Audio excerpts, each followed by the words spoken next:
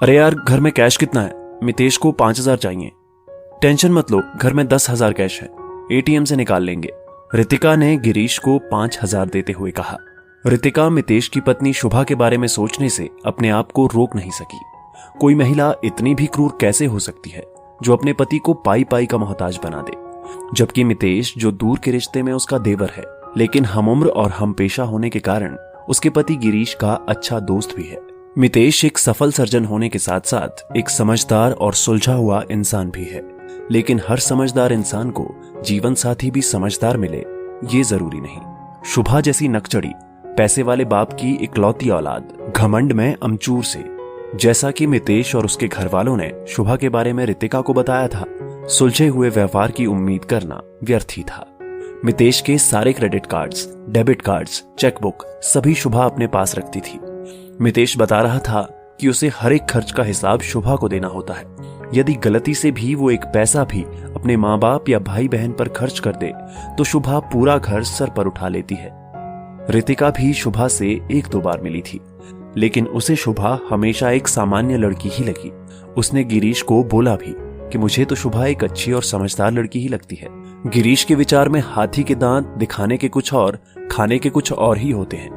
रितिका की सासू माँ का भी यही कहना था कि शुभा के पास जाकर तो कोई रुक भी नहीं सकता। उसे ससुराल के लोग घर पर फूटी आंख नहीं सुहाते। कोई आ जाए तो खाना तो दूर की बात है, चाय पानी तक नहीं पूछती। बेचारा कोई रात को रुक जाए तो खुद सबसे पहले कमरे में जाकर सो जाती है। आने वाला खुद या फिर बेचारा मितेश हॉस्पिटल से आने के बाद व्यवस्था करता है। रितिका ने महसूस किया कि जहां पर भी बहुओं की बात चलती वहां शुभा पुराण जरूर शुरू हो जाता। रितिका ने भी सबकी सुनी सुनाई बातों के आधार पर शुभा की एक छवि गढ़ ली थी। वैसे भी लोग किसी के बारे में राय बनाने में जरा भी देर नहीं लगाते, और अगर वो कोई लड़की है तो गति कुछ ज्यादा ही तीव्र होती है।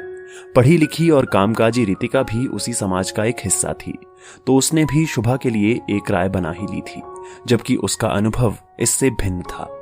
रितिका की राय कभी परिवर्तित भी नहीं होती अगर उसे एक सेमिनार में भाग लेने शुभा और मितेश के शहर नहीं जाना पड़ता। रितिका ने होटल बुक करा ही लिया था, लेकिन मितेश और शुभा दोनों ही उसे एयरपोर्ट लेने पहुंच गए और दोनों ने ही उसे होटल की बुकिंग कैंसिल करने को कहा। उनकी जिद के आगे रितिका ना नहीं कह सकी और उसने उनके घर रहने का निर्णय लिया। शुभा के साथ समय व्यतीत करने पर रितिका ने जाना कि शुभा एकदम सिंपल लड़की है। उसके पापा एक अमीर व्यक्ति हैं, लेकिन इसका उसे कोई घमंड नहीं है। वास्तव में अमीर बाप की बेटी होने के कारण ही मितेश तथा उसके घर वालों ने शुभा को शादी के लिए चुना था। उन्होंने बाकायदा शुभा के पापा से एक मोटी रकम दहेज के रूप में भी लिए थे। रितिका के आश्चर्य की सीमा नहीं रही जब शुभा ने बताया कि उसके पापा घर के खर्च के लिए भी पैसे देते हैं, इसलिए शुभा मितेश से उसके बैंक खाते की डिटेल्स भी पूछती रहती है। रितिका ने उससे कहा भी कि उसे अपने पापा से पैसे नहीं लेने चाहिए। शुभा ने बताया कि उसके पापा के पास कैश ज्यादा रहता है, इसलिए उन्होंने सुझाव दिया था कि तुम लोग कैश खर्च कर लिया करो, बैंक से पैसे क्यों निकालते हो। लेकिन मितेश के घर वालों ने शुभा के पापा को पैसे की खान ही समझ लिया और शुभा अभी भी खर्च के लिए अपने पापा पर ही निर्भर है। मितेश के घर वाले मितेश की आमदनी पर अपना एकाधिकार समझते हैं। मितेश घर की जरूरतों के लिए अपनी आमदनी में से कोई पैसा नहीं देता। शुभा ने जब मितेश से घर खर्च के लिए पैसे मांगने चाहे तो उसके घर वालों ने शुभा को ही कसूरवार ठहराना शुरू कर दिया। शुभा की बेटी अभी छोटी है, इसलिए घर के काम करने के लिए उसे समय नहीं मिल पाता।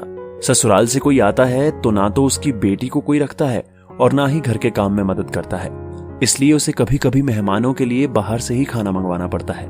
उसकी समस्या को ना समझकर अपने लालच के कारण उसे सबने कामचोर, नकचड़ी, घमंडी आदि ना जाने क्या क्या तमगे दे दिए। सबसे ज्यादा तकलीफ तो उसे इस बात की होती है कि मितेश ने कभी भी अपने घर वालों का विरोध नहीं किया। तस्वीर का दूसरा पहलू देखने के बाद रितिका को अपनी सोच पर शर्मिंदगी हुई।